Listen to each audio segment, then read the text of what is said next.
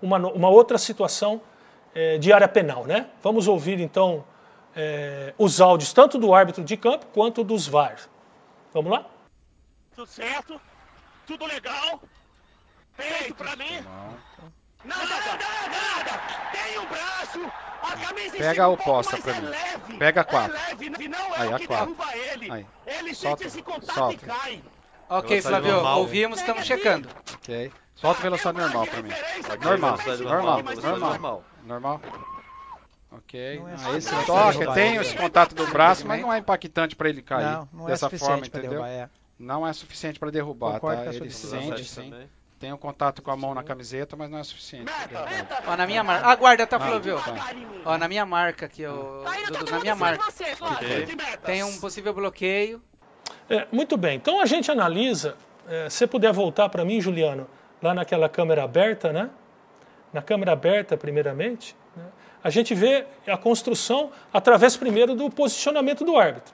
A gente vê que vem uma bola numa zona difícil para ele, mas ele se aproxima e o Flávio Souza é muito claro no que ele fala, né? Que ele vê um agarrão, mas que o agarrão não impacta a queda do jogador. Muito leve. É muito leve para a queda do jogador. E a gente aí nos remete à regra. O que é agarrão na regra? Agarrão na regra, para o futebol, como é um esporte muito dinâmico, de muito contato físico, para o futebol, o fato de você agarrar a camisa, o simples fato de você agarrar a camisa, não constitui uma infração, né? Ele tem que ter impacto, né, nos movimentos do jogador, tem que impedir ou dificultar para que esse jogador jogue, né?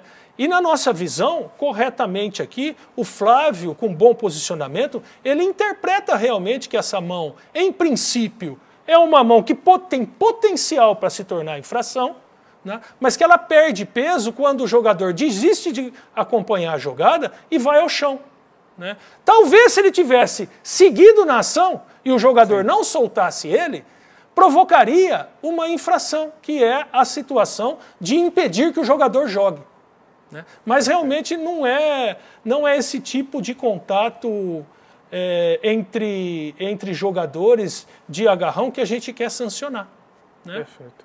E a gente ainda escuta aqui a comunicação do Flávio, que é muito forte, uma comunicação. Pode pôr no replay, pro replay de detalhe, faz favor?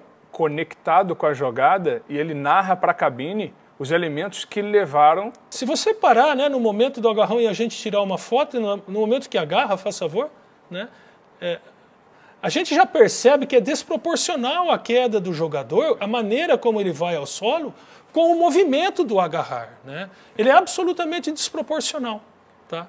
Eu tenho até como curiosidade, nessa sequência dessa ação, só como curiosidade, se nós repararmos essa mesma ação, que é a ação seguinte, né?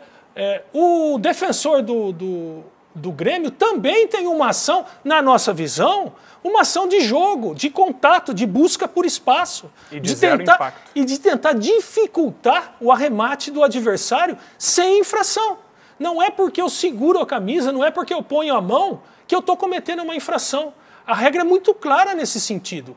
Tem que ter impacto, tem que ter dificuldade para esse jogador jogar ou tem que derrubar esse jogador efetivamente. Senão a gente não pode considerar como uma infração.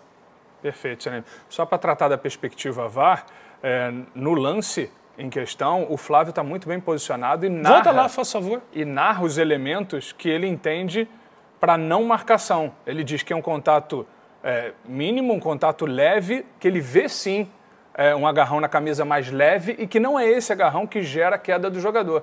Isso por si só já demonstra o que ele viu e interpretou da jogada.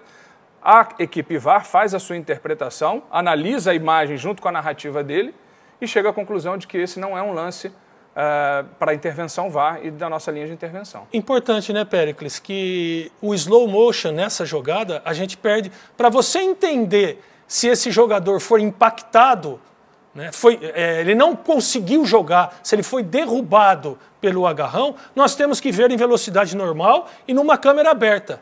Se eu fizer em slow motion ou se eu parar uma foto, né, realmente pode representar outra coisa que não é a realidade da ação. Não se analisa futebol em slow motion e foto. Isso pode ser um complemento, mas em geral, para a gente perceber intensidade, perceber impacto, a gente tem que avaliar em velocidade real, e esse é um dos nossos treinamentos. É como a gente recomenda a análise de uma jogada como essa em geral.